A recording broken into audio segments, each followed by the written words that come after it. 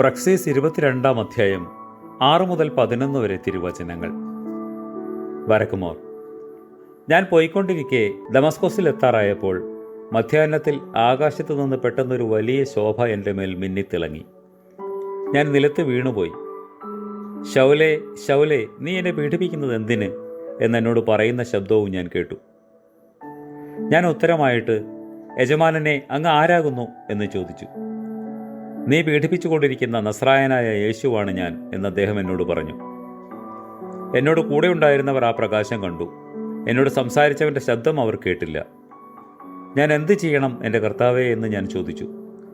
അപ്പോൾ നമ്മുടെ കർത്താവ് എന്നോട്, നീ എഴുന്നേറ്റ് ദമസ്കോസിലേക്ക് പോകുക.